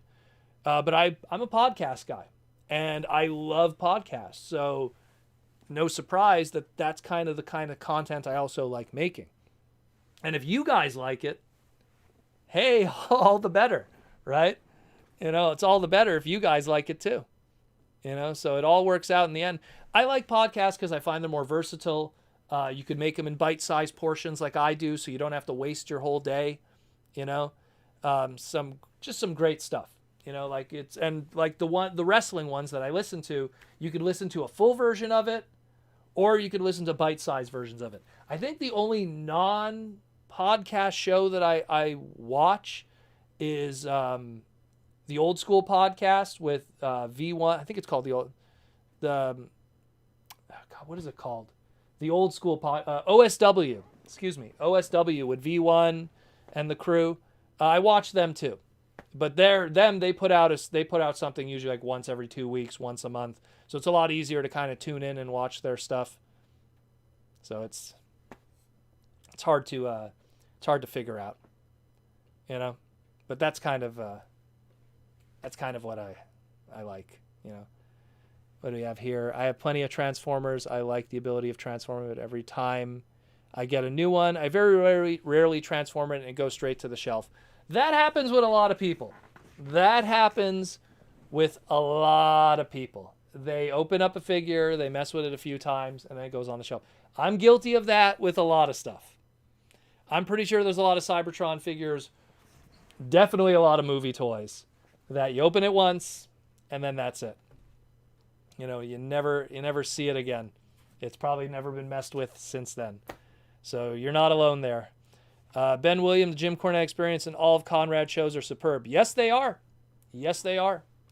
And like I mentioned before, both Jim Cornette's show and Conrad's shows, Something to Wrestle With, and 83 Weeks with Eric Bischoff, they break them down too in segments, which make them also very easy to consume. Instead of being long form, you could have a short form kind of thing going on. So people who don't have time for that could now do that on the opposite side of that spectrum. Ben Williams, do you know how big Batista's? Well, you know. Well, if he took steroids, then probably not very good. It has a lot of issues with testosterone. Testosterone helps it if it's natural, but steroids have other stuff inside it that don't help, unfortunately. So it's, you know. Exactly. Anyone who gets that reference, if you watch that. Mike Rosen, do you think Hasbro will ever use more GoBots? Well, GoBots being in the recent years was really an Aaron Archer kind of thing. It was really just Aaron going, oh, it'd be kind of cool to throw in some GoBots and throw some shade at the GoBots. And during that time, we had Leader One, we had Coptor through the Fun Pub stuff, we had Fracture, which was Crasher. We had a few other movie ones. I believe the red motorcycle scooter dude, not Scooter, there was a different one, was also a GoBots homage. We had Spoons, which I believe Deadlift was the name of the movie toy, which was the forklift. There's, once in a while, it gets thrown in there. If there's an alt mode that kind of complements it, they could do it. Like when you do a forklift, there's no forklift Transformers and Transformers' history outside of the recent stuff, Dirt Boss, and now, of course, the animated characters. But, you look at Spoons, which was a forklift before anyone else was, the GoBot character, you have to do it. You have to. Lizard Sphere X, here's that storm that we just mentioned earlier. Oh, it's going crazy. It's going crazy with the storm, brother. Well, stay safe, man. Stay safe in the craziness that's going on. This is the only podcast I really listen to. Well, thank you. Thank you. I mean, look, I try to make a podcast that's different than what other people do in the Transformer fandom, where I feel you guys could learn something. I don't just want to be a podcast where it's a bunch of talking heads and everyone giving their opinions, and none of those opinions are based on any kind of educated stuff. It's just kind of like, I like this character and that's that. There's no room for argument with that kind of stuff. So I wanted to really have something that was more cerebral, that talks about molding, colors, gang molding, the SKU process, how it works with trademarking, and then when people then go, how come there hasn't been a new Skybite toy? Why was the Skybite toy not with a lot of paint decos? Why does he have this kind of, hollow kind of design? I want to be able to answer those questions for you instead of just having a podcast that just asks those questions with no answers. And that's why we have people like Aaron Archer on the show and other creators that I talk to and stuff, and we get those answers and we know those things. So I'm glad you guys enjoy the podcast and that, we give you guys something different, something you can walk away with and use. And I always feel good when I see other people talking about stuff and they talk about stuff that they heard or learned from the podcast. So that's always like, that's really good. Orlando Chavez with the super chat. Thanks for getting me through some snow shoveling just now. Oh, you too. You two are going through the show snuffling madness. Yeah, there's a great image. There's a great video on Twitter of me shoveling snow, and it was not fun. There's a nice little video, and I swear at the end of it, I am not a fan of snow. Lizard Sphere X says, thank you. Stinkfist69 says, I really have lost interest in WE the past year, but I found myself watching AEW instead. Are you still watching? I rely on watching most of my wrestling through podcasts. I do tune in for pay-per-views, though. AEW I do pay attention to because I feel that might be where the Hart family is going to be putting a lot of its stuff in the future. So I have to pay attention to AEW as a Bret Hart aficionado and a Owen Hart lover. Mike Rosen, I like the Studio Series 86 Jazz made into Crasher. The thing is that Crasher is more of a old school Le Mans Porsche, where Jazz is the Le Mans Turbo Porsche, which I know that might not mean much to people, but see, I could grab one of the Spy Changers that was Daytonas's mold. So like the Le Mans Porsche was what Crasher was, which is that more flatter kind of vehicle, where Jazz's one was more a different story. They'd have to retool it a lot. I mean, I don't see Crasher out of that. I could see, Wheeljack more so would be something that could be done with it. But or just make a brand new mold. And that would be the best. That would be the best personally. And then of course they're not going to use the Crasher trademark. They'll have to use Fracture that they've already used once before. They could think of something new. Ben Williams, the Toy Armada really feels like Conrad's style of the show. It really works well for the format. 200%, Ben. 200%. It's me being Conrad and, Aaron Archer pretty much being whoever, the Eric Bischoff, the Bruce Pritchard, although I think Aaron's way more less bull than both of those individuals, especially Eric Bischoff, who doesn't recall a lot of times. But yeah, it is that kind of format, because that kind of format you could really pull out information. You do the history, you do the legwork, you do the numbers, you pull up that history and you go, so, in this year we were doing that with Transformers Armada and we were developing this character, and Hotshot was originally going to be called Bumblebee, but the trademark wasn't available, blah, blah, blah, blah, blah, you could see the baked in engineering design of that time. You want to create that history and educate people about, here's something that's been around for 20 years now, the Armada brand, but there's still so much that people don't know about. And to be able to tell those stories and make people know what existed in those brands, that's the most important thing. And I want to do that. I want to do that more than anything. And that's why Toy Armada was created on the side, was to do that. Not just for Transformers, but for all the toy lines in the Hasbro and Kenner bubble that some of those people aren't even with us anymore. So to be able to tell their stories, Do you think that the future Studio Series 86 figures like Astro Train, Rodimus, and other figures will received in War for Cybertron will be significantly different, like Starscream, or a few things added? I think they'll do some stuff from the ground up.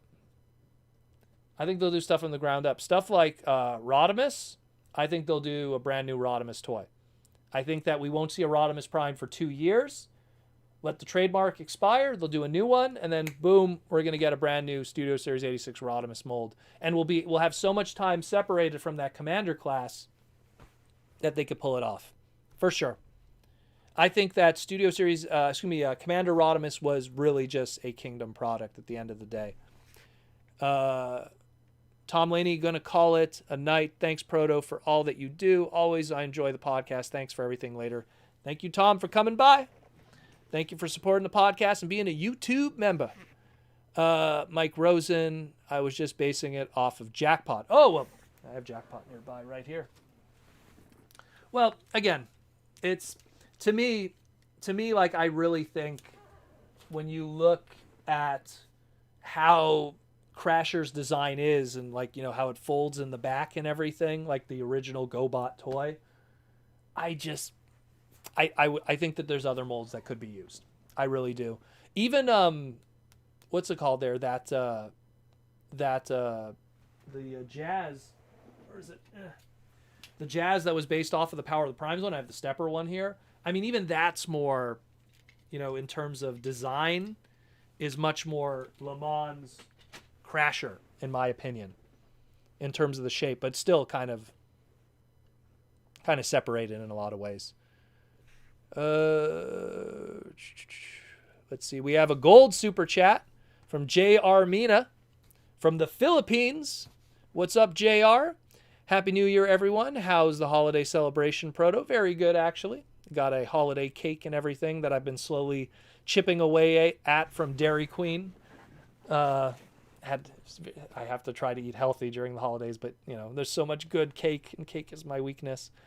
Thanks for accepting my Facebook friend request. No problem. I don't usually use Facebook, so friend requests are backing up like crazy. Facebook really is a business item. If you ever notice, a lot of people who are public figures usually don't use Facebook. It's not recommended. Once in a while, I post a photo here and there. So I'll ask the question again. What's for dinner? Oh, what's for dinner? That's a very good question. I did not plan anything. I don't know. I'll be honest with you. I had a banana before the podcast just to kind of get me going.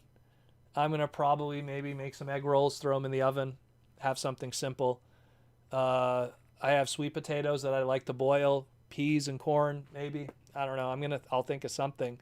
I know for sure I'm going to have okonomiyaki tomorrow because I got to use up my bacon with my okonomiyaki and my cabbage. But today, for sure it's going to be greens. Got to get some greens in me. I'm very conscious of that stuff. But I'm probably going to have peas, probably sweet potato. I'll cut up a nice big sweet potato and boil it. That'll be good. And I don't know, I have sausages too, but I'm not going to make that. Maybe tomorrow for breakfast. I think that'll be good. I hope that answers that, JR Mina. Oh my God, we got 10 minutes left. Woo. Bowl of cereal. I love cereal, but a bowl of cereal at almost 10 o'clock at night, I would not recommend. That's a lot of carbs before going to bed. A lot of carbs. My favorite cereal is not sold in Canada. I like Cocoa Pebbles and Cocoa Crisp, which is the one with the monkey on it. Both of them are not sold in Canada. They're illegal because they have too much sugar in them. That's a whole other story with sugar laws in Canada and cereals and stuff like that. But those are my two favorite cereals. My favorite cereal when I was a kid was Pac-Man cereal, which had Pac-Man cereal is pretty much just picture Lucky Charms with Pac-Man characters, and the corn meal pieces were balls, little Pac-Man dots. Loved Pac-Man cereal as a kid. My favorite cereal right now, as an adult, buying in stores, Crispix, Mini Wheats, Rice Krispies. And try to keep it. I'd love a bowl of Count Chocula, but that'll kill me. It's so unhealthy. Stinkfist69 says, "Have a good night, Proto." You're out of here, Stinkfist. All right, take care, man. All the best. Thank you for coming by for the craziness of the super chats and everything for the live stream. I'm actually going to use, I'll use the last couple of minutes, and let people, do some more super chats. I'll use the last couple of minutes just so. I wanted to talk a little bit about Derrick Wyatt. I did a separate segment already going through. That was like literally, it was recorded around the time when he had passed, and everything was still kind of fresh in my head. And I had talked with Aaron Archer, and he wanted to do, give a little statement too about everything. But I just wanted to share it because I was just going through so many photos and stuff and everything. I got to know I got to know Derrick very well, through multiple cons, through multiple years, going all the way back to 2009. We're talking 12 years ago, and not just TF cons, but bot cons and West Coast adventures and everything like that. And he was a really cool dude, really cool dude, really talented. That top right photo, there was a booth at BotCon that was all 90s toys. Street Sharks, King Arthur and the Knights of Justice, Cops Fighting Crime in a Future Time, Cowboys of Moo Mesa, Mummies Alive, Cadillacs and Dinosaurs, War Planets, you name it. I know I'm forgetting something. I know Biker Mice from Mars, you name it, was at that booth. Zoids, and Aaron was looking for G.I. Joe Manimals, which was a 90s G.I. Joe obscurity. He was hunting those down, and he was hunting down Street Sharks at the time. He wanted to get Ripster from the Street Sharks. He just wanted to own that one because it was the main one.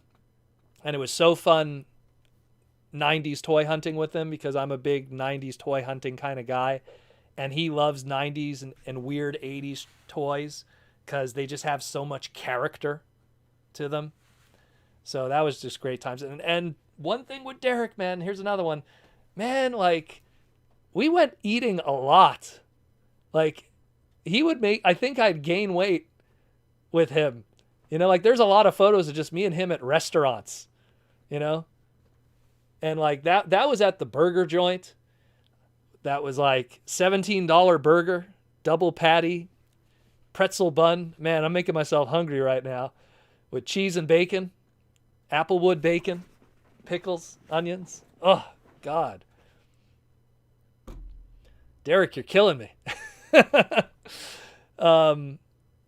On the bottom right, the bottom left image there, that was Derrick at one of my panels. I think it was my Japanese panel that I did back in 2009, I want to say. Yeah, it's 2009 because there's Kiss Play there on that bench. That was one of the Kiss Play stuff I brought.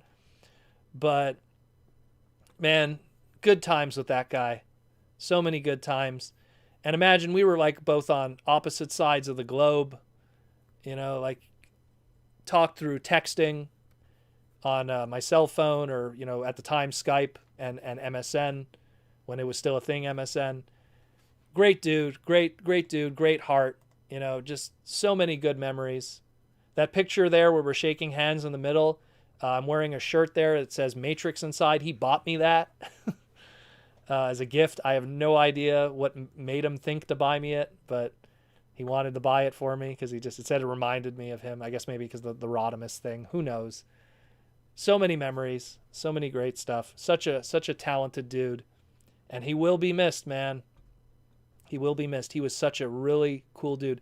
Anyone that got to meet him was so lucky to meet him because he was so cool. He was always very quick to do sketches for people and hang out with the fans. He was and again, when you really think about it, you know, he was one of the first fans, like someone that was a fan of Transformers, to be able to get in there and steer the ship.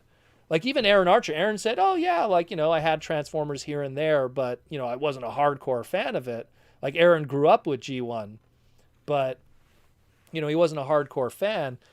Derrick was someone who was a hardcore fan that loved Transformers, that got to steer the ship.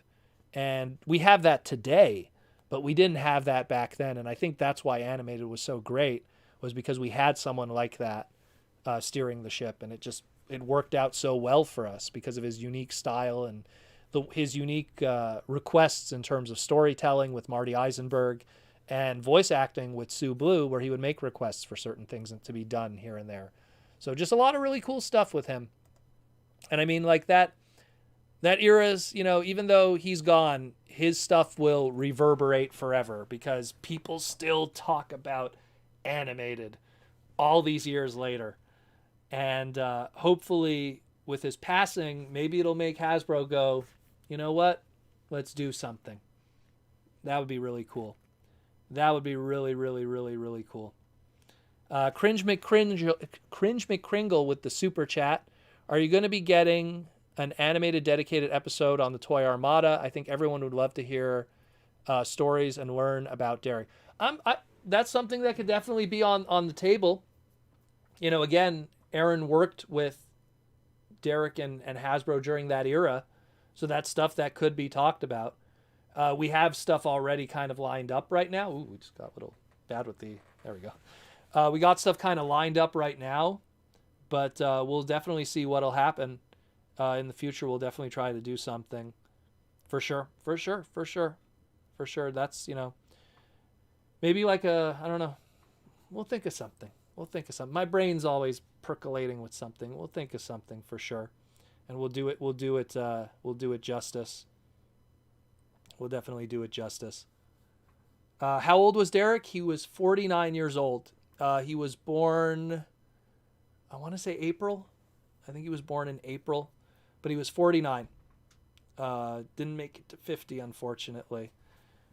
And we still don't have 100% what happened, unfortunately. So we'll find out one day.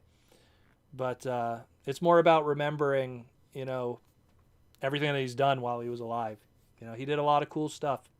Like, it's Teen Titans, I feel even more so than Transformers is going to really be his legacy, because this dude, all that stuff he did to Teen Titans is seen in the comic books now with those characters, seen on TV still today, and I feel that is going to reverberate. You know, like Prowl, Ninja Prowl, we don't see that really. You know, Bumblebee being Rat Trap-esque through Bumper Robinson, that Bumblebee we don't really see. Bulkhead, yeah, we're going to see probably more Bulkhead in the future because of Derrick Wyatt's creation. Hey, buddy, Bulkhead, you know, more, you know, dumb lug Bulkhead. We dig that Bulkhead. But just wanted to just take that moment to kind of just, you know, again, tribute to Derrick and all the good times. I love that photo on the bottom right there.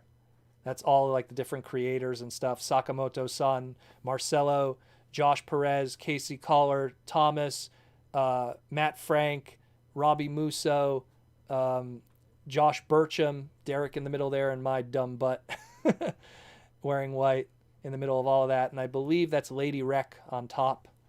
That was in West Coast. That was BotCon 2012. There were so many West Coast ones we went to. That was a nice photo. Great times. Great times. I'm going to miss you, Derrick. I'm going to miss you to death, man. And that's it for the show. Just want to, again, shout out to my sponsor, Symbiote Studios and Hasbro, symbiotestudios.com. Be sure to check them out. Link in the description below also for your plush pins and Transformer product. I'm rocking the Soundwave today. Check out their stuff. We got the whole line back there. Get that giant Unicron and everything. Actually, you can see that's my Aladdin playset there. I was piecing together some Polly Pocket stuff. Not Polly Pocket, but like micro playset stuff like Mighty Max. And then check out, of course, their other stuff too, like their other products. Really good stuff. symbiotestudios.com. And again, support Hasbro. Go to Hasbro's YouTube channel and watch their stuff. Check them out too. But that's it, guys. That's it. Thank you for everything, for yet again another amazing live stream here on the YouTube channel and Transformer Slag Podcast. If you haven't already, be sure to like, comment, and subscribe. Help support the channel. If you want to support even more than just like, comment, and subscribing, there's that YouTube membership. Or you could do the Patreon if you prefer that. You get different stuff depending on which one. YouTube membership gets you the unlimited questions. Patreon gets you all kinds of other stuff too. Pick your poison. Help support the podcast so we could do this daily as much possible. But otherwise, thanks again, guys. Thanks everyone who came down. And hopefully we'll do one more giveaway. Maybe one more. Because we have some still stuff to open up and everything. But one more giveaway before everything is said and done. But thanks, guys. And as always, roll out.